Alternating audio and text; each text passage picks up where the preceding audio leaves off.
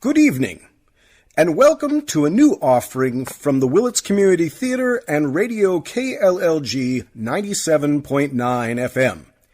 Tonight, we bring you a classic tale of horror.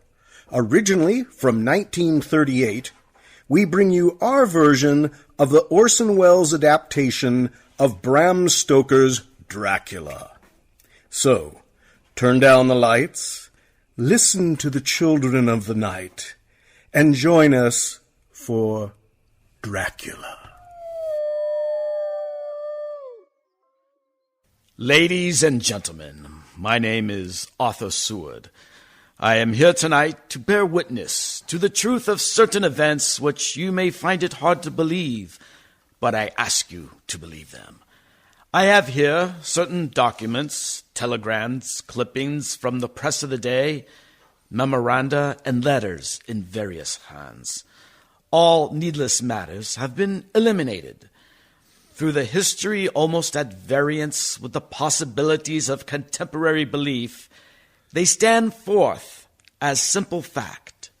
I present you first with excerpts from the private journal of Jonathan Harker. I, Jonathan Harker, lawyer's clerk, articles to Peter Hawkins, Esquire of Exeter, England, am writing this journal in the hope that if misfortune overtakes me, it may one day come to the eyes of those who love me. I set out for London on the last day of April to visit one of our clients in Eastern Europe. On May the 3rd, I arrived in Budapest and came after nightfall to Klausenburg on the border of Transylvania. At Bistritz, there was a letter of welcome for me, our client informing me that his carriage would await me at the Borgo Pass. It was signed, Dracula. Bukovina! Coach for Bukovina! The road was rough, but still we seemed to fly over it with feverish haste.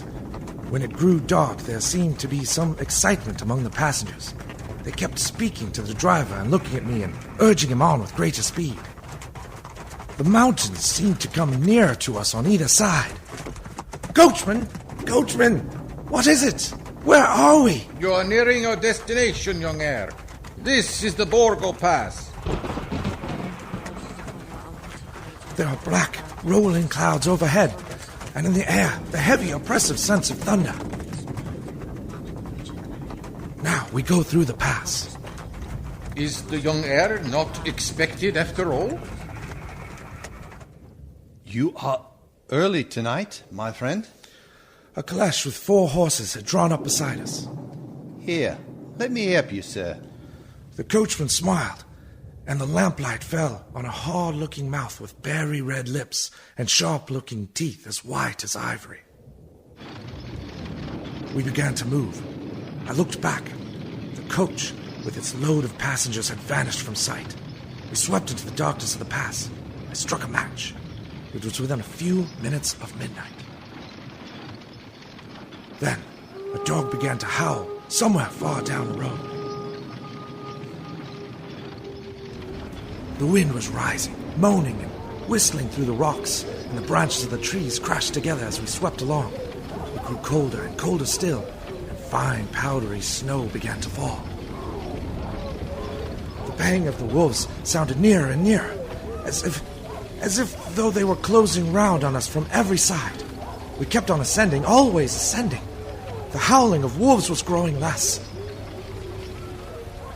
Presently, it ceased altogether, and just then the moon broke through the black clouds at night.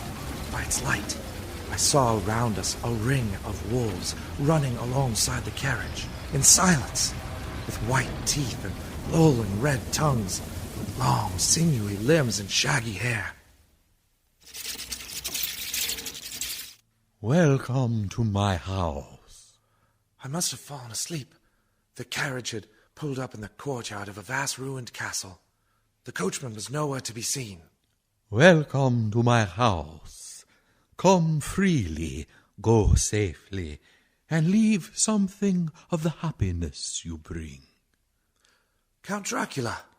I am Dracula. The face was strong, very strong, aquiline. The mouth, so far as I could see it under the heavy moustache, was fixed and rather cruel-looking, with peculiarly sharp white teeth. You hear them, Mr. Harker? The wolves. Children of the night. What beautiful music they make. As you say, Mr. Harker, the wolves. Listen.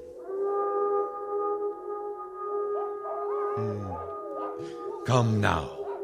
There are many things you must tell me tomorrow of England and of the estate there you have purchased for me. Ah, yes. The estate is called Carfax, I believe. Yes, that's so. But now, I will detain you no longer. You will find your room in readiness, and I advise you not to leave it during the night. This castle is on the very edge of a terrible precipice. A stone falling from the window would fall 1,000 feet without touching anything. I explored. There are doors everywhere, all of them locked. The door to the great hall, the door to the courtyard, every door in the castle is closed, bolted against me. Castle Dracula is a prison, and I am a prisoner.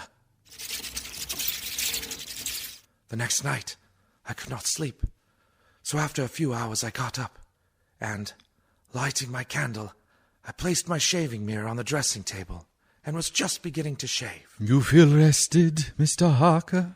I had not seen him, although the reflection of the glass covered the whole room behind me. I turned to the glass again. Count Dracula was close to me, and I could see him over my shoulder, but there was no reflection of him in the mirror. It was blank. I started and cut myself on the side of the throat. The blood was trickling down my neck.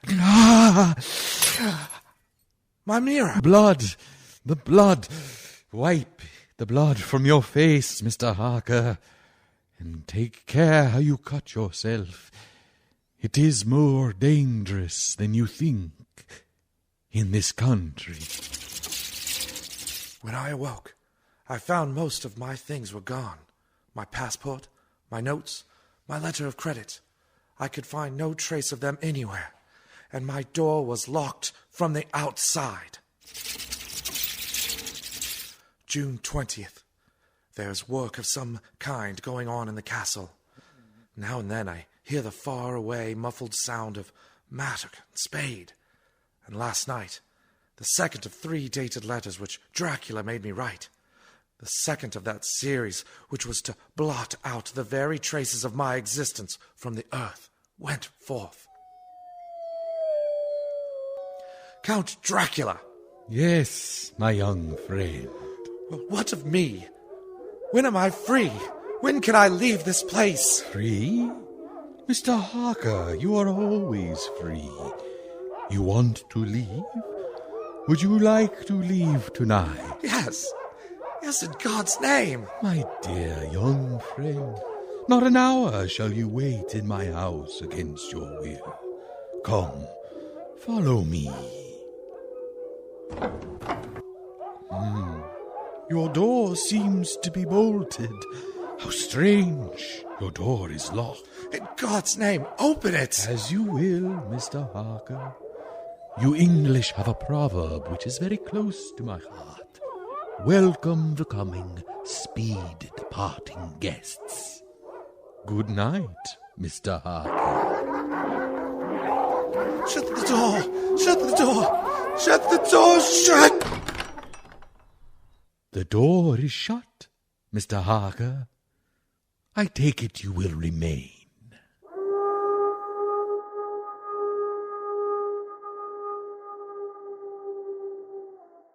Morning, June the 30th. These may be the last words I ever write in this diary. God preserve my sanity. I have never seen Count Dracula by day. At sunrise, at the first cock crow, he is gone. I don't understand these things. I only know that the wolves are baying, and that he is a man with hair on the palms of his hands, with sharp teeth and no blood in his face. He casts no shadow. He cannot be seen in a glass, and he moves like a bat across the sheer face of the castle walls. He eats no food and is mortally afraid of the crucifix. As I write this, I hear in the courtyard the rolling of heavy wheels and cracking of whips. And there is in the passageway below a pound of heavy boxes being set down, boxes shaped like coffins. And I know what they hold. The boxes are filled with the holy earth from the chapel beneath the castle. The last box being nailed down. And now I hear the heavy feet tramping again. The door is shut, and the chains rattle. In the courtyard and down the rocky way, the roll of heavy wheels and the cracks of whips. Help! Help! Help! The wagons have gone. I'm alone in the castle. I'm alone in the castle. I'm alone in the castle. I'm alone in the castle. I'm alone. I'm alone. I'm alone.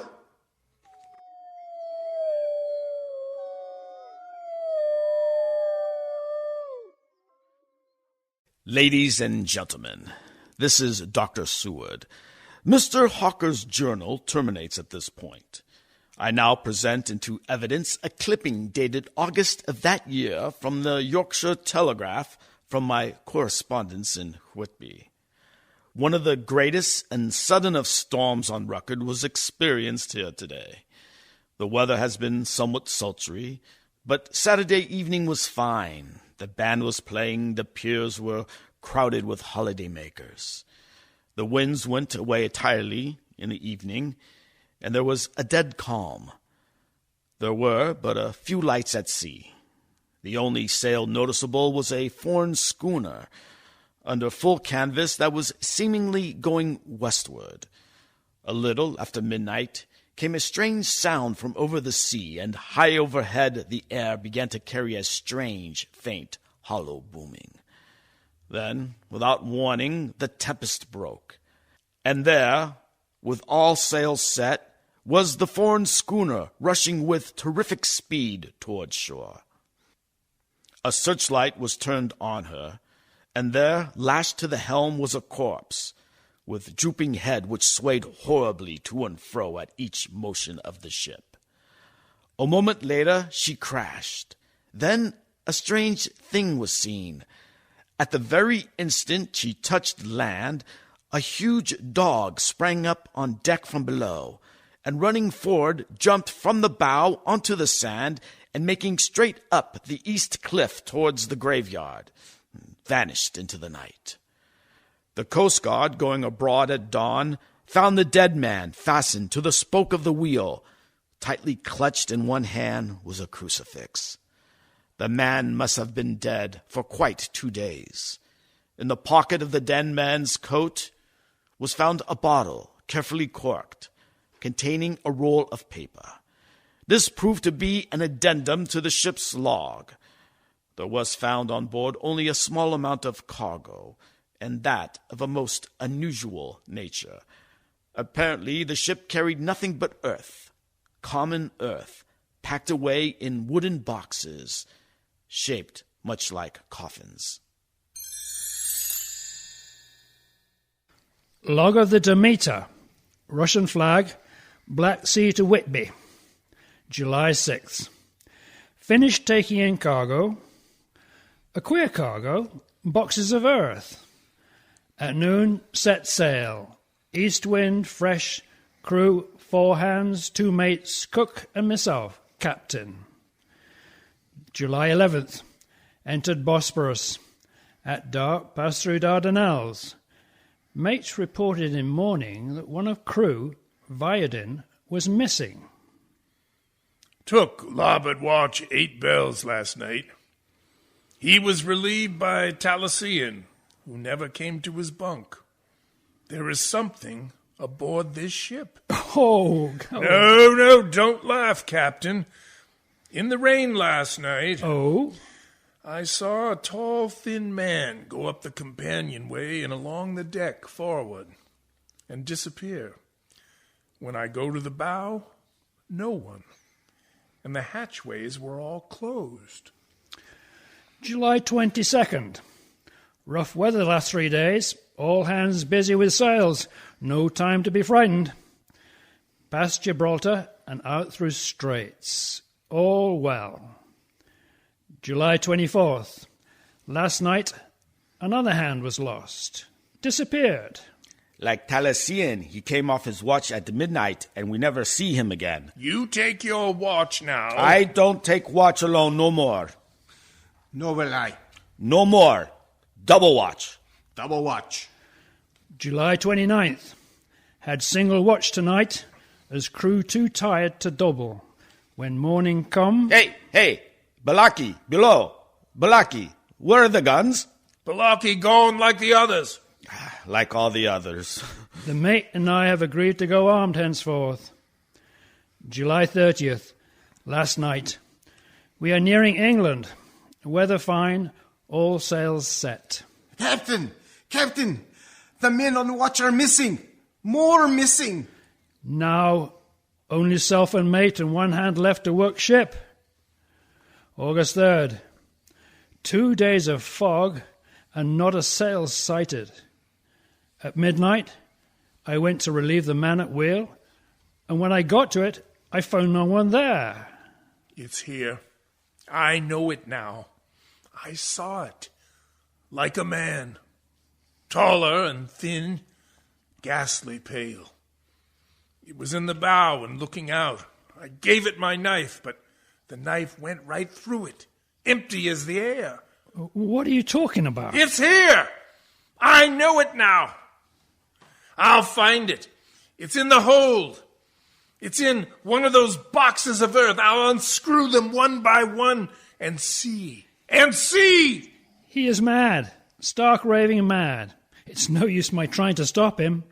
He can't hurt those big boxes. They're invoiced as common earth. Ah! He's there. There. Down in the hold. I know the secret now. The sea will save me from him. It's all that's left. It's all that's left. God help me!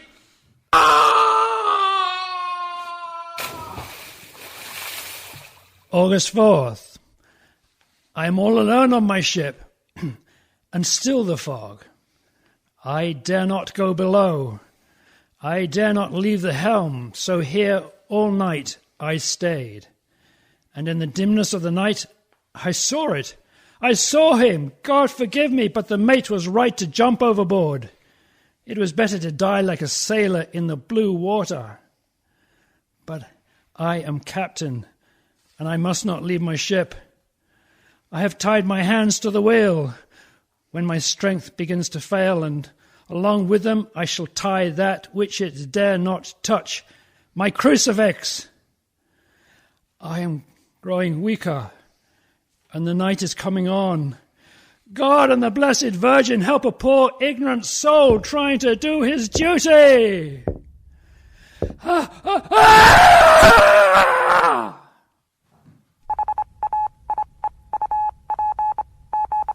Telegram, Seward, Purfleet to Van Helsing, Amsterdam. Lucy was Stenra in alarming condition. Cannot diagnose. Come at once. Seward. Telegram. Van Helsing, Amsterdam, to Seward, Purfleet. I am on my way to you. Please arrange for me to examine your patient immediately my arrival, Van Helsing. Ladies and gentlemen, I shall now explain that 6 months before the events recorded here, I had become engaged to a young lady, Lucy Westenra. We were to be married in the spring.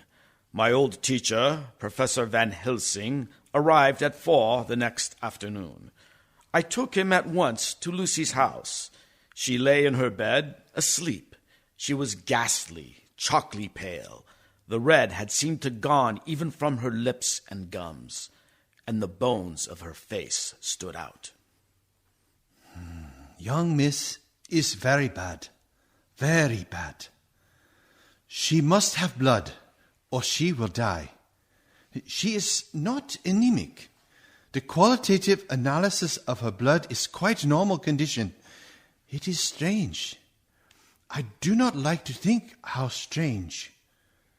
Look, my God, look, her throat, look. The black velvet band that she always wore dragged up a little and showed a red mark on her throat.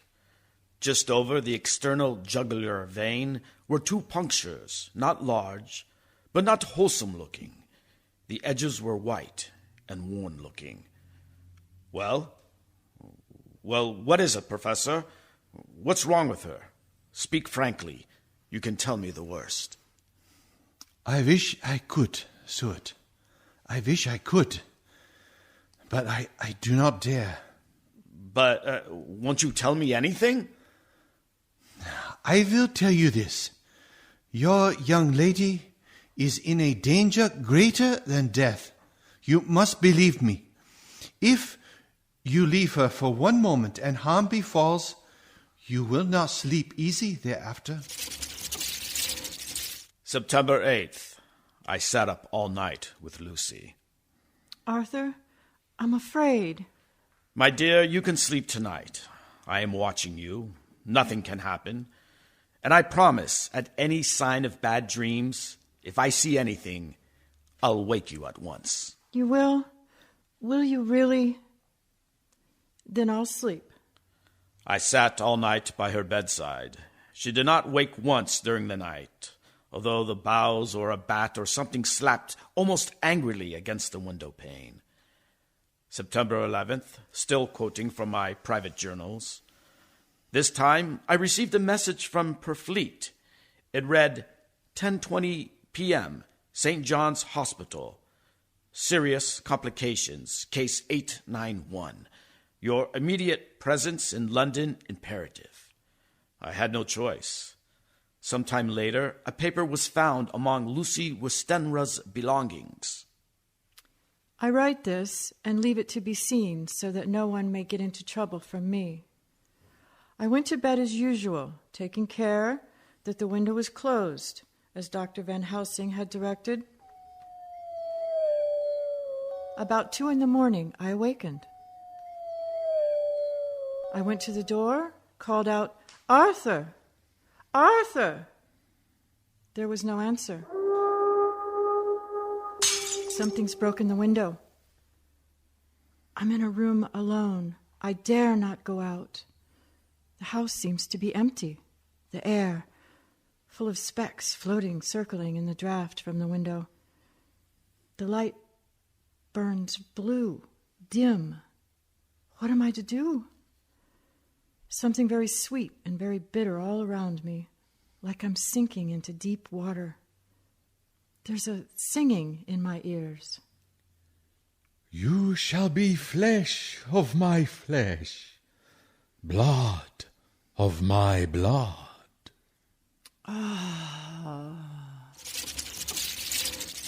September 12th, late. Only resolution and habit can let me make an entry tonight. We found her sprawled on the floor, and there was a draft in the room from the broken window. The throat was bare, showing 2 wounds, looking horribly white and mangled. We are too late, my friend. We have failed. God's will be done. She is dying? Yes, she is dying. Stay beside her. It will make much difference, mark me, whether she dies conscious or in her sleep. It was late in the afternoon before she opened her eyes. Arthur, oh, my love, I'm so glad you've come. I took her hand and knelt beside her. Her breath came and went like a tired, peaceful child. And then the light from the setting sun fell on her face, and then insensibly a strange change came over her. Her eyes grew suddenly dull and hard. Her breathing was heavy. Her mouth opened, and the pale gums, drawn back, made the teeth look large and sharp. Arthur. Ah, my love, I'm so glad you've come. Kiss me. Bend down and kiss me. Run! Run for your life! Run for your living soul and hers. Ah! Lucy! She is dead. Poor girl. Lie in peace at last. The end. Not so. It is only the beginning. Wait and see.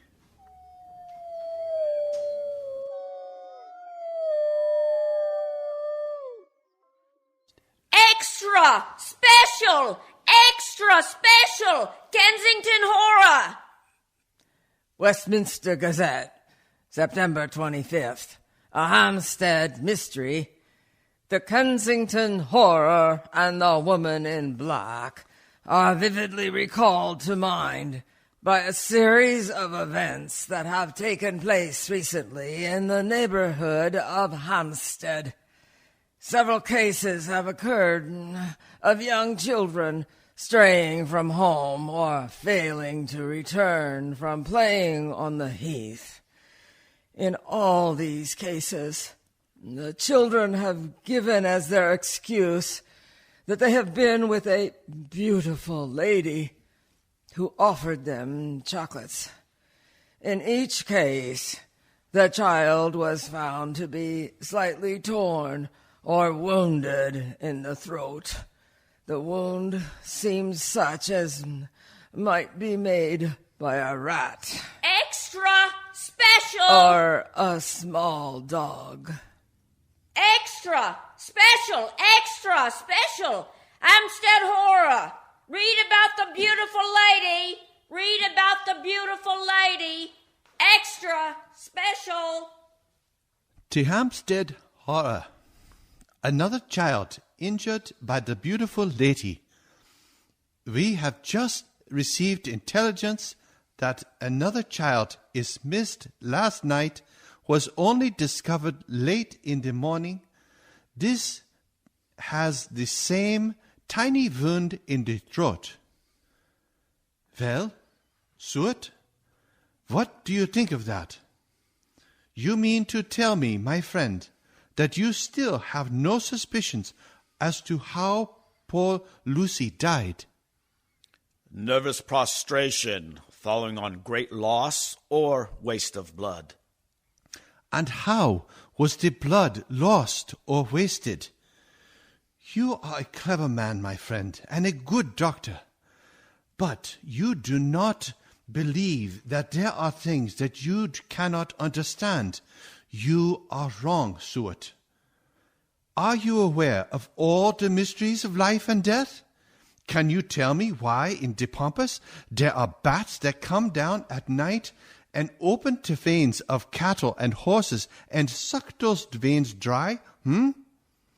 How on some islands of the western seas there are bats which hang on trees all day, and then when the sailors come and sleep on the decks, it is hot, sweep down on them, and then in the morning are found dead men as white as Miss Lucy was. I understand none of these things. After tonight, Stuart, if you dare to come with me, perhaps then you will understand. September 29th, before dawn. Now it is done, and I would sooner die 1,000 deaths than to live again what I did this night. We will spend the night, you and I, here, in this churchyard where Miss Lucy is buried. We enter the tomb. And then? We open the coffin. You shall yet be convinced. Take care, Van Helsing.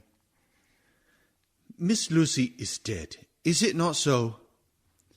Then there can be no wrong to her. But if she is not dead... With some difficulty, we found the Westenra tomb. I took up my place behind a yew tree on one side of the tomb, Van Helsing on the other. I was chilled and frightened. Suddenly, I saw something moving between two yew trees, a dim white figure which held something at its breast. The figure stopped. I could not see the face, for it was bent down over what I saw to be a fair-haired child. There was a sharp little cry, such as a child gives in sleep, or a dog as it lies before the fire in dreams. Then the thing saw us. She drew back with an angry snarl. Her lovely blood-stained mouth grew to an open square. If ever a face meant death, I saw it at that moment. Then suddenly she turned and vanished in the direction of the tomb. The child is unharmed. We leave him in a safe place where the police will find him. There is more to do. Come. Now we're in the tomb. There, in the coffin, the thing lay, like a nightmare of Lucy. The pointed teeth, the blood-stained mouth. Van Helsing never looked up. From his bag he took out a book, his operating knife, a heavy hammer, and a round wooden stake, 2 or 3 inches thick, sharpened to a fine point and hardened over a fire. Suet, the life of this unhappy woman has just begun. Then she becomes what you call undead. There comes with this change the curse of immortality. She cannot die, but must go on age after age, adding new victims, because all that die from the preying of the undead become themselves undead, and the prey of others. So the circle goes on, ever widening, as the ripples from the stone thrown into the water. But if this lady, this undead, is made to rest as true dead, then the poor soul of this lady whom we love should be again free. Tell me, what am I to do? Take this stake in your left hand, the hammer in your right. Yes. Place the point over the heart. Here? And then I begin the prayer for the dead. In God's name, strike. Are you ready? Now, Domini, des Aureus.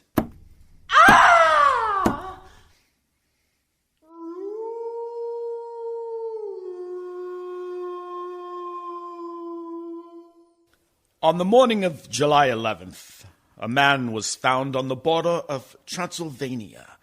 He talked wildly of wolves and boxes of earth and blood. He gave his name as Jonathan Harker. In a hospital at Klausenburg, he improved sufficiently to make possible his removal to England. I'm still quoting from my personal papers. But then his condition remained so serious that he was committed for observation to a private ward in my hospital at Purfleet. Here he did so well that in 3 weeks he was completely recovered. It was during this time that his wife, Mina Harker, brought to the attention of Dr. Van Helsing and myself the journal that her husband had kept while a prisoner in the castle of a certain Count Dracula in Transylvania. I have before me the record of a meeting that took place in my study in Purfleet, transcribed by Mina Harker. October 1st.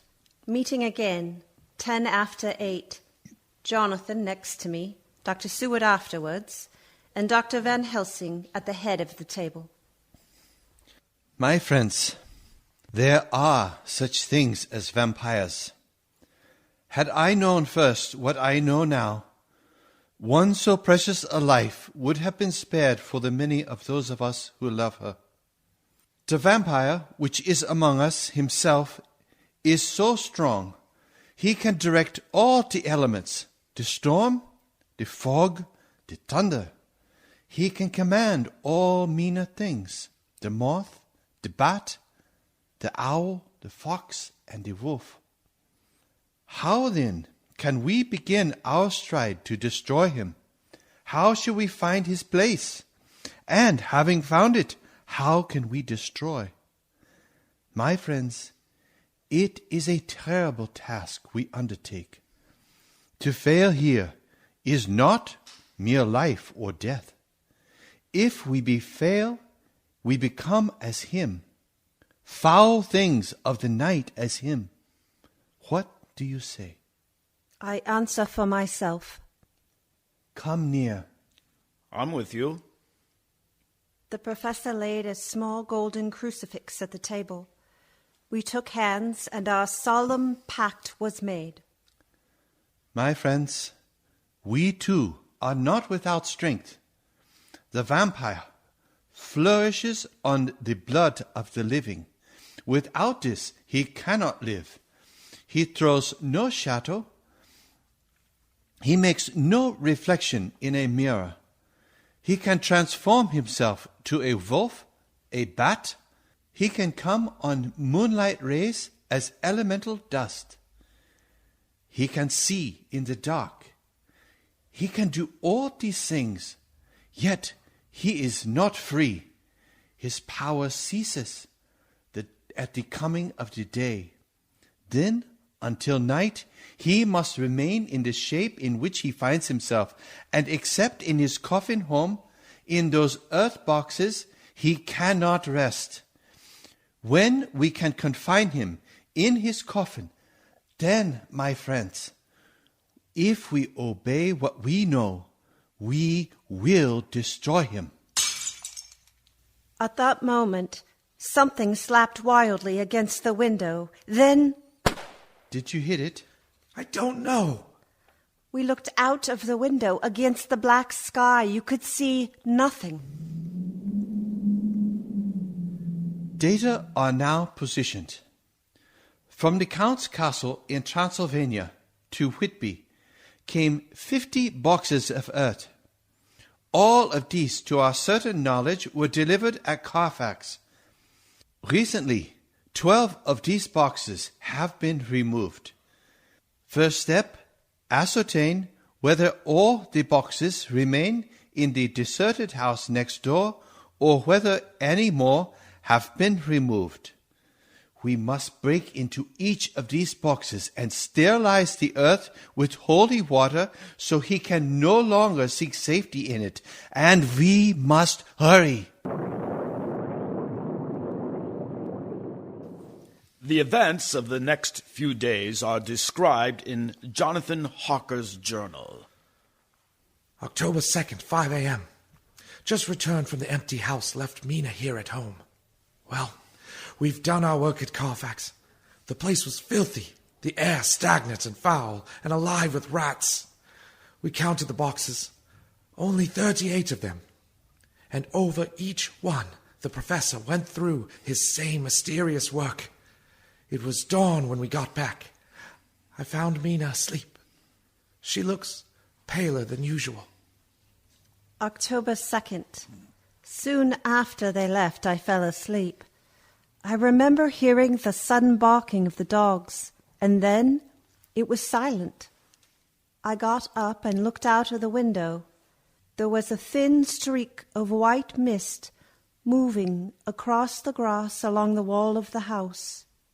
It dawned on me that the air in the room was heavy and dank and cold.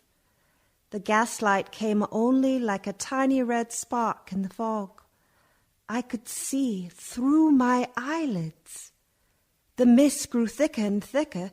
Then as I looked, the spark divided and seemed to shine on me through the fog like two red eyes. You shall be flesh of my flesh, blood of my blood, blood of my blood.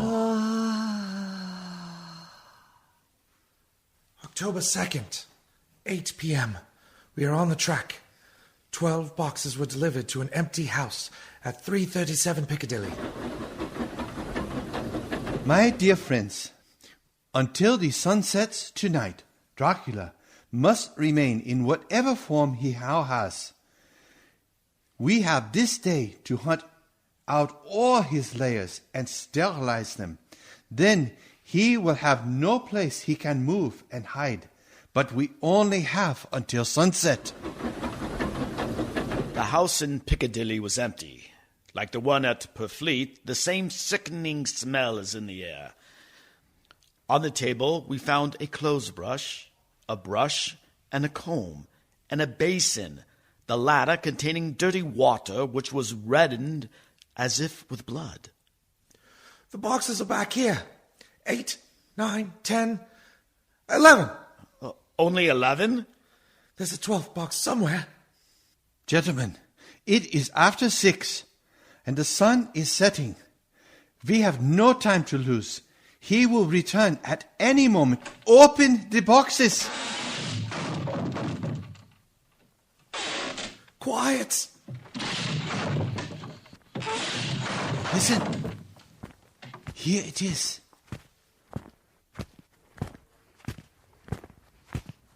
It is he. The window!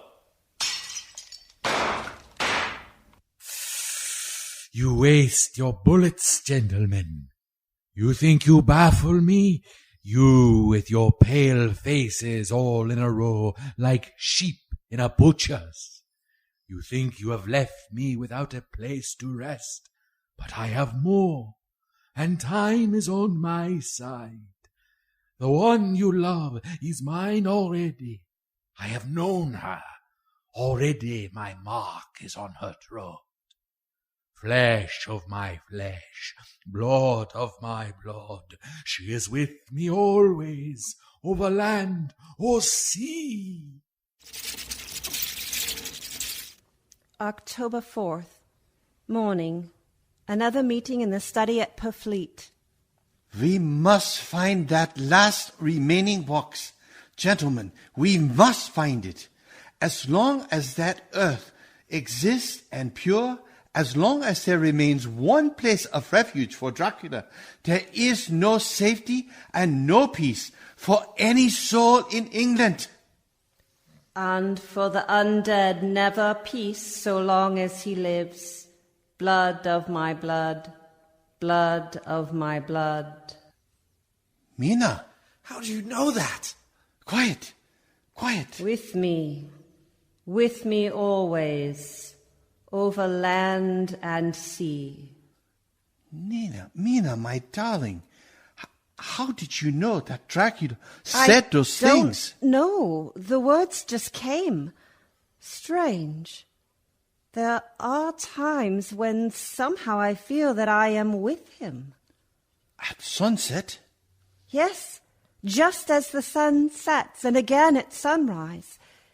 Dr. Van Helsing, if at those times you... Have you the courage? The courage for what? What do you mean? Dr. Van Helsing here will question me. I will question her, yes, in a state of hypnosis. The one you love is already mine, he said. She is with me always over land and sea. Oh, Count Dracula, perhaps she will betray you. If she is really with you, this one we love, who knows if she is really with you over land or sea?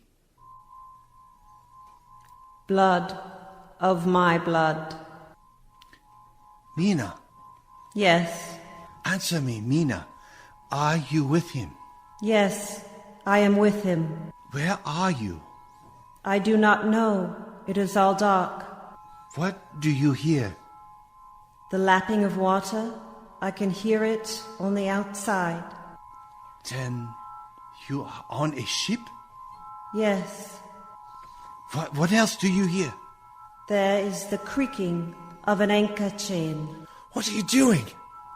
Still. Oh, so still. It is like death. It is like death. Here is a report from the Matson Peabody Ship Brokers, dated October 5th. According to Lloyd's list, the only sailing ship that left for the Black Sea yesterday was the Tsarina Katrina, bound for Varna. Somehow, before she sailed, a man came alongside, all in black, driving a cart with a great box in it. This he lifted down single-handed and carried below. No one remembers having seen him after that.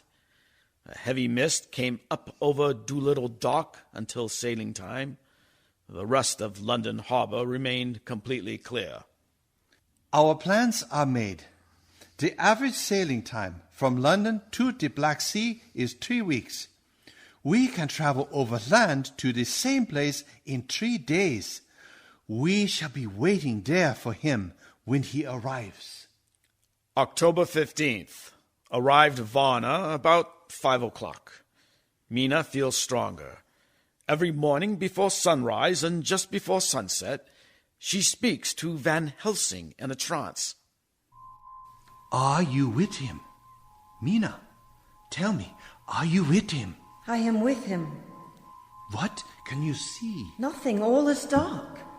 What can you hear? I can hear the waves lapping against the ship and the water rushing by. The wind is high. I can hear it in the shrouds and the foam. So the Tsarina Katrina is still at sea, hastily to Varna. The Count cannot cross running water, so he cannot leave the ship without being observed. What do you hear, Mina? Lapping waves and rushing water. Darkness.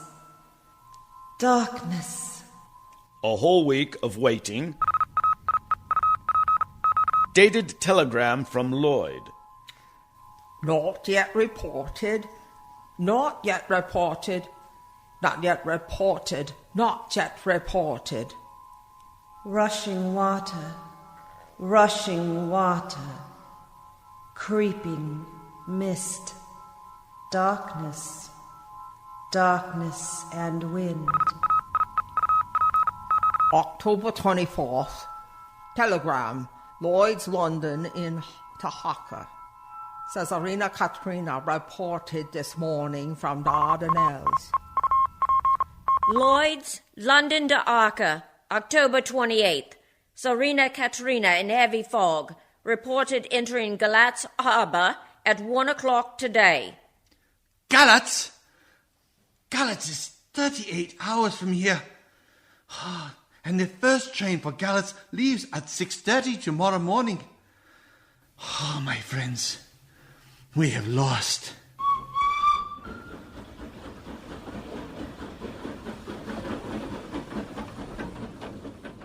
I am with you. I can see nothing, nothing. I can hear men's voices calling in the roar and the prick of the wind. I can feel the air blowing. October 29th, evening. We are due between 2 and 3 in the morning, but already at Bucharest, we are 3 hours late. What's going on? I feel something pass me like a cold wind. I can hear far off confused sounds, as of men talking in strange tongues, fierce falling water and the howling of the wolves. There is another sound. How queer. A sound like... Like what? Speak, Mina. Speak. I command you. I command you to speak.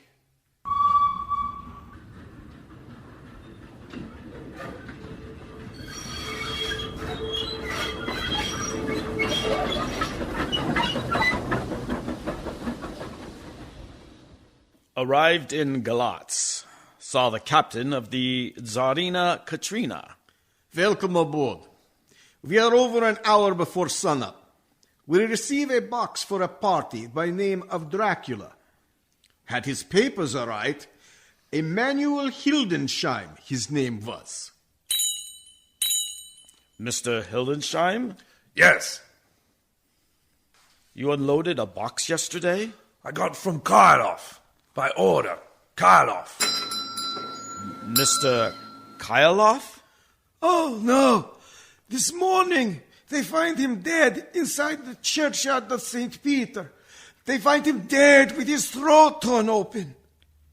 October 30th, evening.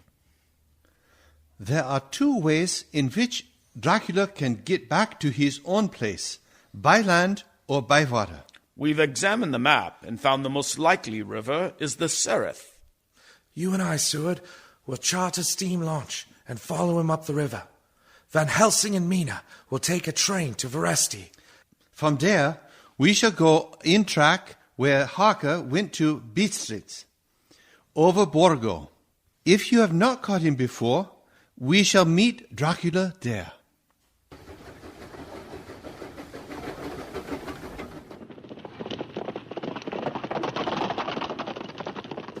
October 31st. We arrived at Veresti at noon. Van Helsing and I brought the carriage here. We start in an hour. Our enemy is still on the river. October 31st. We can earn good speed up the river at night. There's plenty of water, and the banks are wide apart. November 1st, evening. No news all day. We hear that a big boat went up the river before us, going at more than usual speed. November 4th. All day driving. The country gets wilder as we go. By morning we should reach the Borgo Pass. November 4th, evening. We have left the launch. We've got horses, and we follow on the track along the river. We are armed. Look, quick! There they are now, heading west. Through the dawn, we could see the Slovaks some miles before us, dashing along the river with their wagon. On it is a great box. Late in the afternoon, we leave Borgo Pass. Van Helsing, look! Look! We could see a long way all round.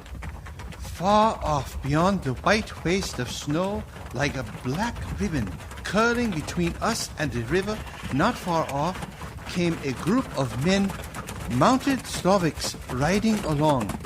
And in the midst of them was a wagon that swept from side to side, and on the wagon was a great box. Look! We see two horses following fast, coming up from the south. Stuart and Harker, the Slovaks with their heavy wagon, are losing their ground. Now they must be not more than a mile behind. Now the wagon is quite closer. We can see the great box lying gravely. Now they are almost upon us. Now has happened a strange thing. The wagon, smashing into a great rock buried into the snow, it lost its front wheel and turned over on its side, jammed against the stone. The horses tore loose from their traces and bolted, and the Slovaks scattered and vanished after them. The silence, like comes after ringing a bell. Look, his face. It is Dracula, sprawled out, stiff and twisted in the smear of his own holy earth. The box, in falling, has emptied the dirt into the snow. His face is looking old. The skin is like paper. Dr. Seward, there is no time. Look at the sun. Sunset. In 1 minute it will be sunset, and he is forever lost to us. Have you the stake of wood and the hammer? Yes. Now, Stuart, pray for us. Kneel down and pray. Our Father, who art in heaven. Harker, the stake of wood over the heart. Be not afraid, Harker. Do not look in his eyes. The hammer. Now, Harker, strike! Strike! Flesh of my flesh, guilt of my guilt, death of my death. Speak and be manifest in the instant of your master's peril. Elements of darkness, rain, evil wind, mist and mold and tempest. Strike! The others couldn't. But somehow I can hear him speaking behind his eyes. Claw, wing, tooth, scale, tissue of flesh, death of my death, dead and undead. The hand of the living is over your master. Console me, my children. This instant is no longer than the space between two heartbeats. But the night is not here, and I am lonely. Come to your master, my children. Beguile him now in the instant of his peril. Beguile him with the sound of your names. Claw, wing, tooth, scale, tissue of flesh. Claw, wing, tooth, scale, tissue of flesh. Strike, Harker! Strike! There is one dear to me who has not answered. My love, Mina. There is less than a minute between me and the night. You must speak for me. You must speak with my heart. Give them to me, Jonathan. Give them to me. Give me the stick of wood and the hammer. Harker! I shall never forget that moment. The look on poor Mina's face as she stood there. The angry scar standing out on her throat. Her eyes like living coals in the last red of the sunset. She had torn the stake and the hammer out of my hands with the strength of an animal. Mina, do you know what you have done, woman? Do you know what you have done to us? You have released him. The evil is free. Look, the sun. As we looked down at Dracula, his eyes saw the sinking sun, and the hate in them turned to triumph. Flesh of my flesh, come to me, my love. Come into the night and the darkness. You have served me well, my love, my bride, my...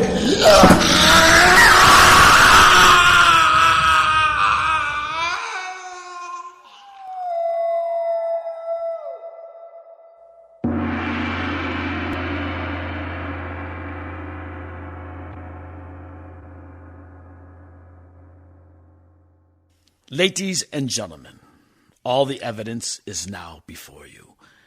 I've added nothing, and to the best of my knowledge, I have omitted nothing that might help to throw light upon the extraordinary events of the year 1891, which culminated on that terrible evening in the Borgo Pass. There remains only this one last report. When Mina Harker seized the stake and hammer from her husband, I believe she was under some sort of hypnosis. She herself remembers nothing, but whatever influence was at work on her, she must at that last moment have rejected it. For at that instant, the sun disappeared. It was Mina Harker who drove the stake through the heart of the thing that calls itself Dracula. At that same instant, even as we looked, the wound on her throat was no more. As for Dracula, before the screams of the creature had died from our ears, the whole body crumbled into dust and passed from our sight. In the final moment of his dissolution, there was in the face a look of peace, such as I never could have imagined might have rested there.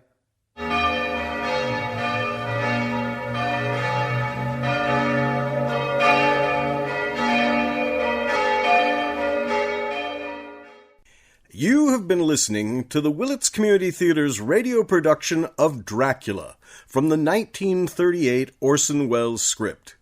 Our players included Mike Adair, Earlene Gleisner, Rod Grainger, Kelly Kesey, Christopher Martin, Kevin H.C. Mohr, Cindy Mohr, Jeff Shipp, Timothy Randall, Aris Vellis, and Kathy Vellis. Thanks for listening, and we look forward to bringing you more new productions in the new year. This is the director and sound engineer Kevin H.C. Mohr wishing you all a good night.